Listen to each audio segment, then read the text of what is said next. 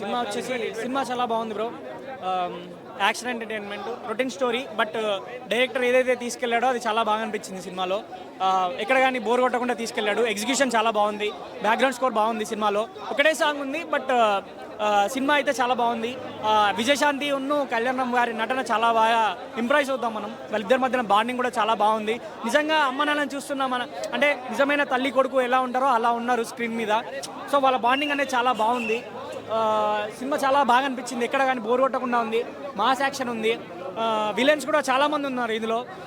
Mass ప్రేక్షకులకు మాత్రం ఒక ఫుల్ మీల్స్ బిర్యానీ లాగా ఉంది మూవీ.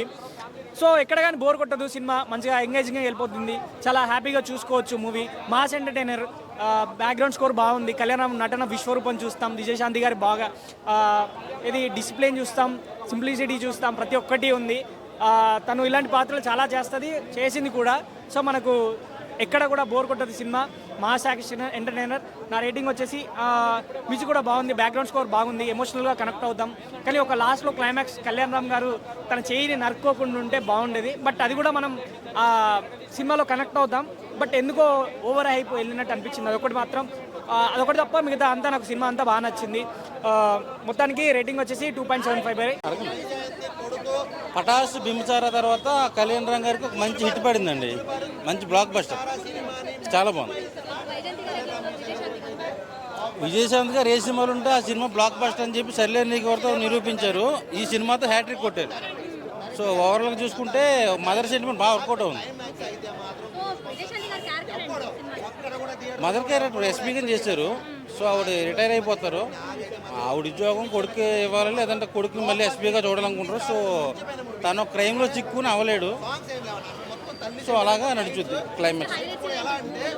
కళ్యాణ్ రామ్ అన్న లుక్స్ కానీ, ఆయన యాక్టింగ్ కానీ, ఫైట్స్ కానీ చాలా బాగా చేసి చూపించాడు. అసలు కళ్యాణ్ రామ్ గారిలో ఈ యాంగిల్ కూడా ఉందని, సెంటిమెంట్ యాంగిల్ ఇంతవరకు చూడాల, దీంతో ప్రూవ్ చేసుకున్నారండి. సో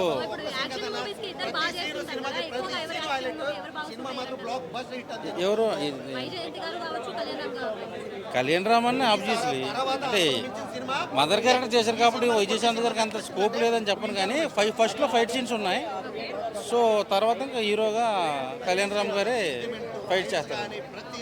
కాకపోతే నేను ఎక్స్పెక్ట్ చేసింది ఏంటంటే క్లైమాక్స్లో చైనర్ కొన్ని సీన్ ఒకటి ఉంటుంది. సో అది చాలా బాగా వర్కౌట్ అవుతుంది. సో ఆ ఎమోషన్కి బాగా కనెక్ట్ అవుతుంది ఆడియన్స్ అంతా. బోర్ ఏం లేదు, ఒకటి రెండు లవ్ సీన్స్ ఉన్నాయి, ఆయనకు అంత ఎక్కలేదు. కానీ నందమూరి ఫ్యాన్స్గా అయితే ఇది ఒక మంచి బిర్యానీ తిన్న ఫీలింగ్ వచ్చింది. Movie Arjun son of Vyjayanthi movie. Title ఎట్లా పెట్టారో టైటిల్ దగ్గర కూడా సినిమా బ్లాక్ బస్టర్ కొట్టింది. ఇది ఒక సినిమా ఒక ఇండస్ట్రీ రికార్డ్ అని చెప్పొచ్చు. ఈ కళ్యాణ్ అన్న కెరియర్లో మళ్ళీ ఒక మంచి ఒక బిర్యానీ సినిమా, బిర్యానీ పెట్టేసి అందరికీ ఎంత బాగుంది సినిమా. ఇది ఒక సినిమా మాత్రం చాలా బ్లాక్ బస్టర్ అని చెప్పొచ్చు. ఒక పటాసు, ఒక అతనొక్కడు, ఒక బింబిసారా, మనం అప్పుడు ఎంత ఎంజాయ్ చేసినామో సినిమాలు బ్లాక్ బస్టరు. మళ్ళీ కళ్యాణ్ కెరియర్లో మళ్ళీ ఒక పెద్ద బ్లాక్ బస్టర్ మూవీ అని చెప్పొచ్చు. అంతా బాగుంది. నందమూరి ఫ్యాన్స్కి పెద్ద పండుగ ఇది. ఇది ఒక సినిమా, సెన్సేషనల్ సినిమా అని చెప్పొచ్చు. ఇందులో సోహెల్ ఖాన్ గారు కూడా యాక్టింగ్ చాలా బాగా చేసిండు, మన సల్మాన్ ఖాన్ గారు తమ్ముడు. నిజంగా సార్ మీరు కూడా ఒక తెలుగు సినిమాలో విలన్ క్యారెక్టర్ చేసి మీరు మెరిపించారు మంచిగా. నాకు ఒక సింహాద్రిలో కనిపించిన విలన్ ఎలా చేసిరో నాకు అలా కనిపించి జైల్లో చూపించడము, ఆ విలన్ ఎట్లా చూపిస్తారు ఆ సీన్స్ చూడంగా నాకు మళ్ళీ ఒక సింహాద్రి గుర్తొచ్చింది. ఆ జైల్ సీన్స్ చూడంగానే అంత బాగా చేసిరు.